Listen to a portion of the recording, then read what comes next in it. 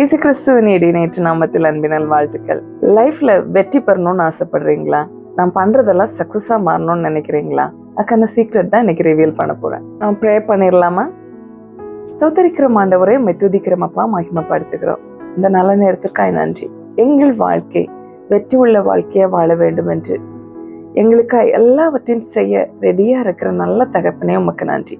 இந்த நாளிலும் என்னை கேட்கிற ஒவ்வொருடைய வாழ்க்கையிலும் இந்த செய்தி இவர்கள் வாழ்க்கையை ஜெயமுள்ளதாய் மாற்றட்டும், வெற்றி அடைய செய்யபடியா இவர்கள் கையிட்டு செய்கிற எல்லாவற்றிலும் இவர்கள் வாழ்க்கையெல்லாம் வெற்றி நிறைந்ததாய் மாறத்தக்கதாய் உம்முடைய கரம் இவர்களோடு இருக்கட்டும். உம்முடைய வார்த்தையின் ஜீவன் புறப்படட்டும். விடுதலைகள், மாற்றங்கள், வெற்றிகள் எங்கள் அனுபவமாய் மாறத்தக்கதாய் இந்த நாள் நம்முடைய வார்த்தை வெளிப்படட்டும். தொடர்ந்து எங்க கூட பேசுங்க. இயேசுவின் நாமத்தில் ஜெபிக்கிற சுவாமி, ஆமேன்.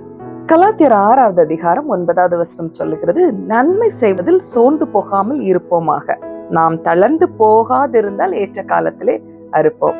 சில நேரத்துல சில விஷயங்களை செய்யறதுக்கு நம்ம தொடங்குவோம். இதை நம்ம பண்ணணும் அப்படின்னு பக்கவா பிளான் எல்லாம் பண்ணி நம்ம அதை செய்ய தொடங்குவோம். ஆனா சில நாட்கள் அனுப்புது, 1 வாரம் 2 வாரம் அல்லது 3 வாரம் தாண்டினதும் அப்படியே அதோட அந்த ஃபர்ஸ்ட் இருந்த ஆக்டிவா நம்ம அதை பயங்கர ஆசையா விருப்பமா செய்யணும்னு நினைச்சதோட அளவு அப்படி குறைஞ்சி சோர்ந்து போயிடும். அதனால இந்த வசனம் சொல்லுகிறது, நன்மை செய்கிறதில் சோர்ந்து போகாமல் இருங்க. தப்பு பண்றதுக்கு, பாவம் பண்றதுக்கு தான் சோர்வு வரணும், அதை நம்ம விட்டு விலகணும்.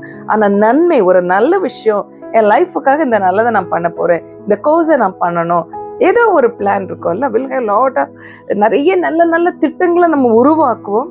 ஆனா அதை முடிக்கிறோமா, அதை தொடர்ந்து செய்கிறோமா, அதுல கன்சிஸ்டன்சி இருக்குதா, தொடர்ந்து நம்ம செய்கிறோமா அப்படிங்கிறதுல நம்ம வெற்றி இருக்குது. நம்ம எதை செய்தாலும் தொடர்ந்து செய்யும் பொழுது வெற்றியா இருக்கலாம். அற்பமான ஆரம்பத்தை அசட்டை பண்ணாதே அப்படின்னு சொல்லிட்டு வேதம் சொல்லுகிறது. ஒரு சாதாரணமா நீங்க தொடங்கினா கூட நீங்க தொடர்ந்து அதை செய்வீர்கள் என்றால் பெரிய வெற்றி உங்களுக்காக காத்திருக்கிறது.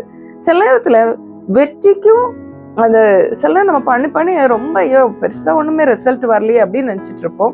அதுக்கு அடுத்தது வெற்றியா இருக்கும். கொஞ்சம் கூட நம்ம முன்னாடி போனோம்னா வெற்றி கிடைச்சிடும். அந்த லாஸ்ட் மினிட்ல சோர்ந்து போய் நின்று விடுகிறவர்கள் அநேகர் இருக்கிறாங்க.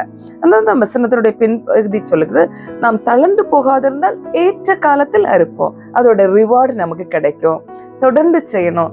இங்க இப்போ ஒரு வயல் நிலத்துல விதைய விதைக்கிறாங்க, அதுக்கு பிறகு அது முளைக்க ஆரம்பிக்குது. தொடர்ந்து சில ப்ராசஸ் இருக்குதுல்ல, அதை பண்ணும்போது ஐயோ இவ்வளவு எதுக்கு பண்ணோம், இதெல்லாம் எதுக்கு பண்ணோன்னு பாதியில விட்டுட்டாங்க அப்படின்னா, அல்லது அறுவடைக்கு முன்னாடி இவ்வளோ இனி என்ன பண்ணணும்னு சொல்லிட்டு அறுவடை பண்ணாம விட்டாங்கன்னா அறுக்க முடியும், அதோடைய நெற்கதிரை எடுக்க முடியாது. அந்த மாதிரி நம்ம லைஃப்ல நம்ம போடுற ஒவ்வொரு எஃபர்ட்டும் நம்ம தொடர்ந்து அந்த வெற்றி கிடைக்கிறது வரை தொடர்ந்து செய்யணும்.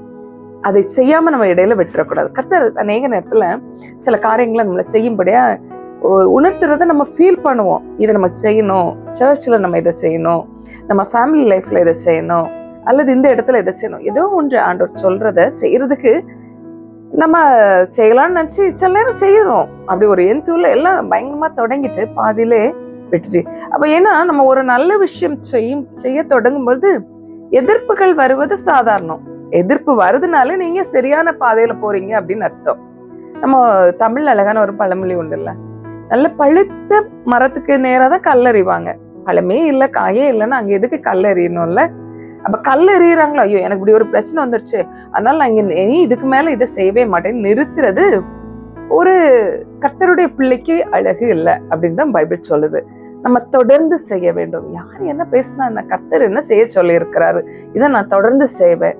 தொடர்ந்து ஜெபிக்க முடிவு பண்ணியிருக்கிற என்னதான் போராட்டம் வந்தாலும் நான் தொடர்ந்து செய்வேன். வேதத்தை வாசிக்க முடிவு பண்ணியிருக்கிற என்னதான் வந்தாலும் நான் தொடர்ந்து செய்வேன்.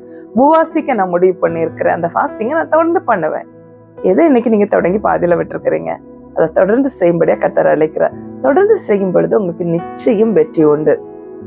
குட்டைக்கும் ஜீவ நதிக்கும் ரொம்ப வித்தியாசம் இருக்குது இல்ல. குட்டை அப்படின்னா ஒரு சின்ன இடத்துல தண்ணி தேங்கி இருக்கிறது, அது அப்படியே கொஞ்ச நாள் ஆயிடுச்சுன்னா நாற்றம் அடிக்க ஆரம்பிச்சிடும். அதுல பெருசா எந்த ஒரு நன்மையும் இருக்காது. அதே இது ஜீவ நதி பாருங்க, அது ஓடிச்சே இருக்கும். அது ஓடுற இடத்துல யார் அதை என்ன பண்ணாலும் அதை பற்றி அது கவலைப்படாது. சில இடத்துல அது மேல கல்லெறியலாம், சில நேரத்துல அதை நல்லா அது பண்ணலாம். அது யாராவது என்ன நல்லா சொல்றாங்களா, யாராவது என்ன மோசமா சொல்றாங்களா, அதெல்லாம் பற்றி கவலைப்படாம அந்த ஜீவ நதி ஓடிட்டே இருக்கும். ஓடிட்டே இருக்கும்போதுதான் அதனுடைய கரைகள் எல்லாம் இது போற இடம்லாம் செழிப்பு அப்படின்னு வேதம் சொல்லுங்க. ஜீவநதி, நீங்களும் நானும் ஜீவநதி அப்படின்னு ஆண்டவர் சொல்றாரு. நமக்குள்ளால இருந்த தேவ அன்பு ஜீவ நதியை போல தொடர்ந்து ஓடட்டும். நீங்க அன்பு செய்ததுனால சில பிரச்சனைகளை ஃபேஸ் பண்றீங்களா, விட்டு அது அந்த பிரச்சனைகளை பார்த்து ஸ்டாப் பண்ணாம தொடர்ந்து போங்க. தொடர்ந்து செய்ய வேண்டியதை தொடர்ந்து செய்துட்டே இருங்க. கர்த்தர் உங்களுக்காய் ஒரு பெரிய வெற்றியை வைத்திருக்கிறார். உங்கள் மூலமாய் ஒரு பெரிய காரியத்தை செய்ய அவர் திட்டம் பண்ணி இருக்கிறார். அது நிறைவேறும். நம்ம இப்ப ஜெபிக்கலாமா? நன்றி ஆண்டவரே, உமக்கு நன்றி. எடுத்த தீர்மானத்தில் நிலைத்திருக்கவும், எடுத்த தீர்மானத்தை செய்ய தொடங்கியதை தொடர்ந்து செய்யவும், நன்மையானவைகளை தொடர்ந்து செய்யவும் இந்த நாளில் எங்களை பலப்படுத்தியதற்காக நன்றி. என்னை கேட்ட ஒவ்வொருட வாழ்க்கையிலும் ஏதோ காரியங்களை தொடங்கி பாதியில விட்டுருக்கிறாங்களே, செய்ய முடியாம போராட்டங்கள் எதிர்ப்புகள்னால நிறுத்தி இருக்கிற காரியங்களை மறுபடியும் செய்ய உம்முடைய தேவ ஆவியானவரை நீங்க ஒவ்வொருவரை பலப்படுத்த வேணுமா ஜெபிக்கிறோம்ப்பா. அப்படி செய்வதற்காக நன்றி. பலப்படுத்துங்க, மறுபடியும் அதை செய்யத்தக்கதாய் ஒரு புது பலனால, புதிய உற்சாகத்தினால இந்த நேரத்துல நிரப்ப வேண்டுமா ஜெபிக்கிறோம். எதை தொடங்கி விட்டார்களோ அதை மறுபடியும் செய்ய உதவி செய்யுங்க. கூட இருந்து நடத்துங்க. நல்ல வெற்றிகளை காண உதவி செய்யுங்க. இயேசுவின் நாமத்தில் ஜெபிக்கிறோம் சுவாமி. ஆமென். உங்களுக்கான வெற்றி உங்களுக்கு முன்னாடி இருக்கு. தொடர்ந்து போங்க. God bless you.